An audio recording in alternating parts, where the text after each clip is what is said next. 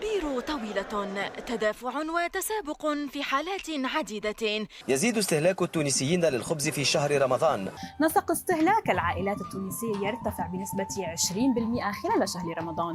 هو سلوك رمضاني دأب عليه التونسي. من قديم الزمان رمضان معروف شهر اللمة والروحانيات، أما زاد معروف اللي هو شهر التخميرة عند التوانسة، ياكلوا يتفرجوا ياكلوا شهر كامل. المصروف ديما حاضر والتبذير ديما موجود، وحسب المعهد الوطني للاستهلاك طيشوا كل يوم 900,000 خبز، والخبز في المرتبة الأولانية في المواد اللي بذرهم التونسي بنسبة 46%، من بعد تجي الغلة بنسبة 30%، والحلو ما تابعوا 20%. هذم الكل مصيرهم الزبلة حاشاكم.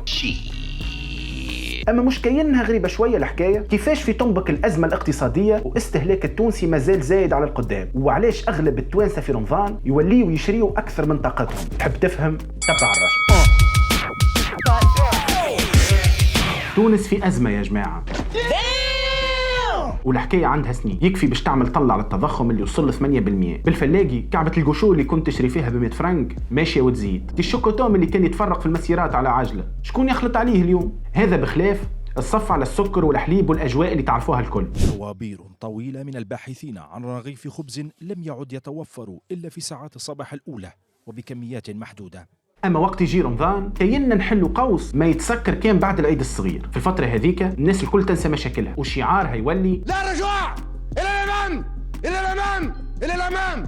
ما كيفاش ما فماش فلوس والشعب يصدم كل عام يشري وما على بالوش، زعما لهفة كما يقولوا في أخبار الثمانية. شوف تبعني بشوية باش نفهموا الحكاية هذه يلزم نستعينوا بزوز أصدقاء. لولاني جان بودريار، عالم اجتماع فرنساوي يفهم لها في أمور الاستهلاك وكتب عليه كتاب اسمه مجتمع الاستهلاك. والصديق الثاني هو جي دبور، هذا مسكر ستاج الوحش في التلافز وجماعة الإشهار ما يعديوهاش عليه، وكتب كتاب على الأمور هذية عنوانه مجتمع الفرجة. أعطانا فيه مخ الهدرة. حسب آخر الإحصائيات التلفزة هي وسيلة الإعلام الأكثر شعبية في تونس، نحكيو على 98% من العائلات التوانسة يتفرجوا فيها.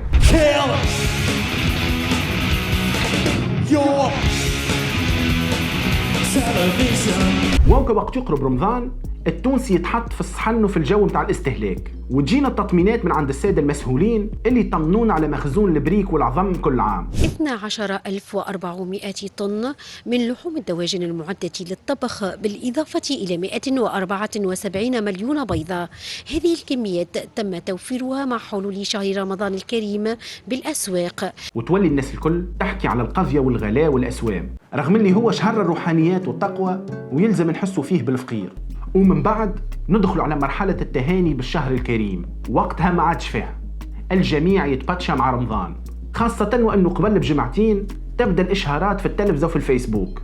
ورد بالك يمشي في بالك اللي النفحات الدينية هذه تنجم تبدلنا من سلوكنا، على خاطر في الشارع في رمضان نسجلوا حضور قوي برشا للحشيشة والترمضين والعنف يزيد، رغم اللي هو شهر الروحانيات ويلزم فيه نحسوا بالفقير وإلى آخره. ماك الكلام هذاك الكل. الناس في رمضان تدخل في سينة أخرى، خاصة وقت اللي يصير لها ماتراكاج متاع إشهارات ما بين المسلسلات في السهرية، أو كان نتفرجوا في شوية ضحك في السيت كوم مع شقان الفطر، ونتفرجوا في نص ساعة برودويات يزن نشريهم من غدوة في الإشهارات، كسكسي ومخارق وزلابية وبريك. وفي النهار الناس الكل تشد الصف، وفي الليل تاكل لين تبشم. الكونسوماسيون في رمضان تزيد بنسبة 20% مقارنة بسير الأيام.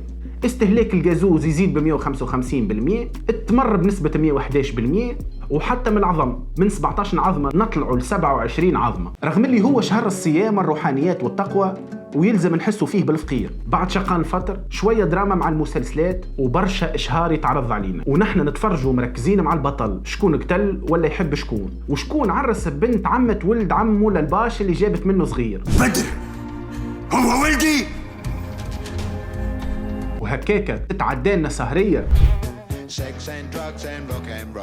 وهذا بالضبط اللي حكى عليه جي دبور وقت قال: ليست الفرجة مجرد نتاج لتقنيات التعميم الواسع للصور فحسب، بل هي رؤية فعلية للعالم. معناها التلفزة تطوع المحتوى متاعها وتأثر على اللي يتفرج باش تبيع له اللي تحب عليه. وفي تونس الفلوس الداخلة من الإشهار أكبر دليل على نجاعة الفازة هذه. قناة التاسعة مثلا دخلت 10 مليون دينار في 2019 و6 مليون دينار في 2021 من الإشهار. في الحوار التونسي نحكيو على 22 مليون دينار في 2019 و17 مليون دينار في 2021، وحنا بعد دخلت 570 ألف دينار عام 2019 و2 مليون دينار في 2021. وهذا راو في سير الأيام. فما بالك برمضان اللي هو شهر الميسرة، وقتها الإشهار يولي هو السلاح متاع التلافز. وكعليش أغلب التلافز تحاول تلم أكثر ما يمكن من المستشهرين وتعمل سيت كومات ومسلسلات باش تجيب الفريجية، هكاكا تولي عركة على نسب المشاهدة. وكما قال جون بودريار: كل الوظائف والحاجات قد وضعت واستعملت لأغراض الربح وحسب، بل أيضا بالمعنى الأعمق حيث تمسح كل شيء، أي تبرمج وتدوزن في خيالات، في علامات، في نماذج قابلة للاستهلاك. يحب يقول من اللي ولات فما تلفزة ومنظومة متاع فلوس وإشهارات دخلنا في الطبعة، والناس الكل ولات مجرد أرقام تدز باش تستهلك حتى بالسيف عليها. معناها أحسننا كما هومر في ذا سيمبسونز. TV respects me. It laughs with me, not at me. You stupid. من الآخر رمضان في تونس ولا شهر التناقضات، تتخلط فيه النزوة والشهوة بالصلاة والتراويح، وهذا راهو عادي بما أنه نحن الشعب اللي طلع بدعة تحريم الشراب كان نهار الجمعة كهو. حسيلو معضلة يصعب حلها. أي رمضانكم مبروك، وهانا نستناو في المفتي.